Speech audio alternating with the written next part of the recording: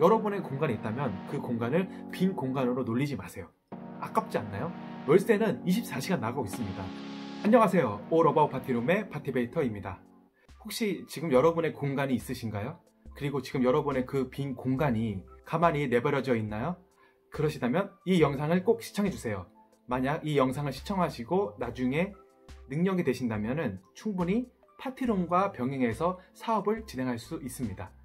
만약 여러분이 한 달에 100만원 월세를 내고 있다면 한 달을 30일로 쳤을 때 33,000원이 나가고 있고 매 시간으로 따졌을 때는 1,375원이 나가고 있습니다.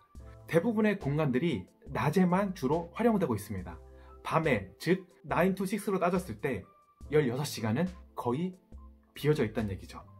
그러면 이 공간은 여러분은 어떻게 활용하실 예정입니까? 제 생각은 이 빈 시간과 공간을 파티룸으로 운영할 수 있다고 생각을 합니다. 그러면은 어떤 업종이 파티룸하고 병행돼서 사업이 될 수 있는지 한번 알아보겠습니다. 우선 가장 좋은 업종은 바로 스튜디오입니다. 스튜디오도 사진 스튜디오가 있고 쿠킹 스튜디오가 있습니다. 네, 이런 공간이 있는 사람들은 주로 낮에만 많이 고객을 받기 때문에 밤에는 공간이 거의 비어져 있는데요. 이 시간, 이 공간을 밤에 온라인 패키지로 산을 받아서 따로 운영을 하시면은 충분히 파티룸으로 병행을 해서 사업을 진행할 수 있습니다. 이미 사진 스튜디오나 쿠킹 스튜디오는 인테리어가 이쁘게 되어 있기 때문에 여성 고객을 타겟층으로 만들면은 충분히 승산이 있습니다. 단점이 비싼 인테리어나 가구가 있기 때문에 조금 주의가 필요하겠지만 사진이나 쿠킹 스튜디오에 소파나 테이블만 잘 배치시켜 놓으면은 충분히 밤에도 온라인 패키지로 운영을 할 수 있습니다. 그리고 두 번째, 공방을 운영하시는 분들입니다. 공방을 운영하시는 분들은 자기만의 공간이 있습니다. 예를 들어서 그림, 캘라그래피, 뜨개질, 가방 만들기, 기타 등등 여러 공방이 있는데요. 공방의 크기가 약 한 15평에서 20평 정도 된다면 한쪽을 파티룸을 만들고 포토존을 만들어서 빈 공간과 빈 시간을 이용하시면 충분히 파티룸으로 운영을 할 수 있습니다. 세 번째는 자기만의 개인 카페가 있는 사람들입니다.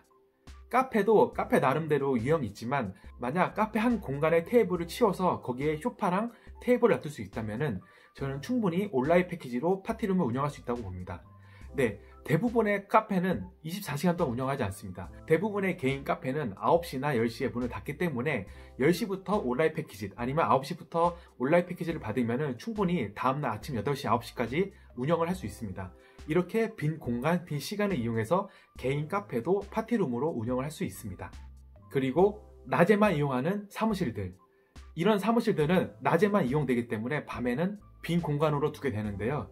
이럴 경우에도 한쪽 공간을 포토존, 테이블, 소파, 기타 소품들을 배치해 놓으면 충분히 온라인 패키지로 파티룸을 받을 수 있습니다. 물론 업종이나 사업자 등록증에 따라서 조금의 편차가 있겠지만 만약에 충분히 파티룸으로 운영될 수 있는 소음에 민감하지 않는 그런 사무실들은 밤에 충분히 파티룸으로 운영될 수 있습니다. 이런 공간들은 아무래도 전용 파티룸이 아니기 때문에 다른 파티룸보다 시설 및 소품들이 좀 부족할 거예요. 그러면 여러분은 어떻게 해야 될까요? 네, 만약 다른 곳이 가격이 20만원이면은 가격을 조금 낮춰서 저가 경쟁으로 만약 12만원, 15만원으로 가격을 설정해 놓으시면은 충분히 가격 경쟁력이 있어서 그것도 파티룸으로 이용이 될 수 있을 거라고 생각이 됩니다. 이미 제 주변 분들도 이렇게 버려진 공간들을 파티룸으로 운영을 해서 밤에 쏠쏠하게 월세 그리고 용돈을 벌고 있습니다. 제가 이렇게 추천하는 이유는 빈 공간을 이렇게 놔두는 것보다 한두 푼이라도 받아서 월세에 보태면은 조금 도움이 되지 않을까 라고 생각이 들어서 이렇게 제가 제 의견을 한번 공유해 보고 있습니다. 그리고 조금 더 한 차원으로 나가서 좀 더 크게 할 수 있는 부분에 대해서 한번 얘기를 드려볼 예정인데요. 우선 첫 번째, 선상 파티룸입니다. 실제로 이것도 제가 제의를 받은 건데 합정에 있는 큰 정착되어 있는 배가 있습니다. 주로 뷔페나 레스토랑을 하고 있는 선상인데요. 이것도 새벽 밤에는 이용이 되지 않습니다. 그러면은 이곳을 선상 파티룸으로 만들어서 정말 고급지게 모든 패키지를 다 넣어서 음식, 케이터링, 세팅, 픽업, 기타 등등을 다 할 수 있는 고급 파티룸으로 이렇게 제의가 왔었는데 그 당시에 제가 왜 그걸 안 했는지 지금 엄청 후회를 하고 있습니다.